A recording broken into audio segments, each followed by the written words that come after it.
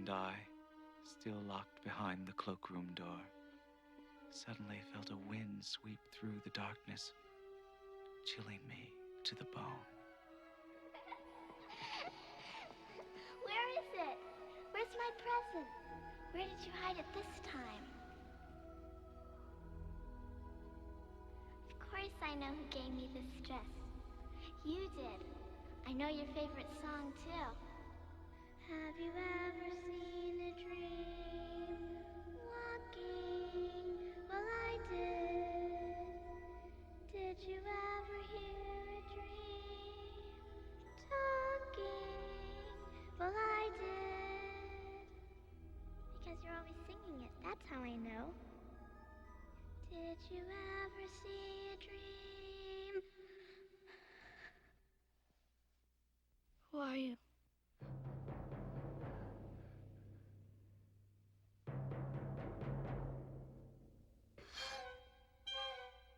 I'm scared now. No, I don't want to play anymore. I want my mommy. I want to go home.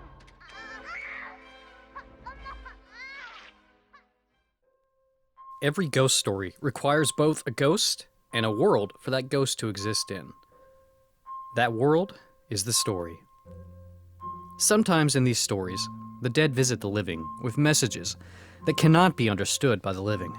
Outside of the realm of fiction, there is a middle existence where both the living and the dead can coincide, where a memory comes to us and takes the images, experiences, and places we remember and creates a new thing, a new story. Just like the dead speaking to the living, the story attempts to tell us something. This is our dreams, the ghost stories of our minds. A dream is where Lady in White resides, a dream on film. It is a ghost story that is vibrant, strongly tempered with agreeable nostalgia, a world composed of the author's strongest visual and emotional memories of a childhood in the 1960s. This memory belongs to Frankie Scarlatti. Frankie is a victim to a prank, locked in a closet where he ends up seeing the ghost of a little girl. She's a victim to something much darker. Frankie next sees someone, perhaps the murderer, returning for something that was shown to be lost in the ghostly pageant from before. What could it all mean? Frankie doesn't have much time to respond, as he is almost killed by the stranger in shadow. Recovering from his near death, and with no idea who attacked him, Frankie is visited by the ghost of the girl repeatedly. She asks him to help her find her mother, who she lost in the chaos of death. Will he solve her mystery? How does it relate to the other stories of ghosts in the town? Where is that stranger that Frankie saw? Like any story, the tale must be told, and an ending must be had.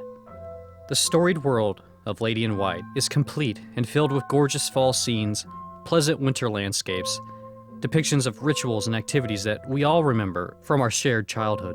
This land shown here is populated with the good ghosts of our minds, the memories of people, the memories of feelings, both happy and sad. It is also haunted by the truly negative things that we probably wish we didn't remember. However, their inclusion makes for a balanced world, a more honest one. The movie succeeds in showing this visual world to us. What it does not do, however, is convince the viewer with its story that it's really a true memory, instead of the ghostly, artful world of dreams. Unfortunately, like the desperate greed of a person drunk on nostalgia, someone who's clamoring and desperately gripping at nearly forgotten moments and feelings, looking for meaning, Lady in White carries too many things forward with it from the past. So many they overflow their container, and like so many details we have lost in our own lives, these things are lost over the movie's runtime. For example, the subplot of racism that is shown in the movie, with the janitor being blamed for the murder, while ringing true, is left unresolved and doesn't seem to convey any real meaning to the plot beyond pointing a finger at the horrors of humanity. The memories of grandfather's constant smoking and risking his health do not go where we expect them to. I'm not sure why they included all those scenes with him smoking. Maybe it was just for comedic relief, but it felt like they were trying to tell us something more about maybe risking your life and dying and how that could be painful for those around him. But it seems to just have remained a joke. The tenuous friendship of childhood shown between Frankie and the two bully kids It's shown for a while, but then it just drifts away without resolution. The bullies stay bullies. The relationship of brotherhood, which is very important to the movie's plot, is shown between the father and his friend, and Frankie and his brother. It gives us hints of the times where two men or two boys can agree to hide embarrassing things about one another, about what someone has done. It almost feels as if the movie was going to suggest something here about the paths brothers may take, but it's not rendered successfully, if it was intended. That said, the world is still extremely pleasant to look at, and just like a dream can be, stunning and impactful in the moment, even if in reflection, it doesn't make much sense.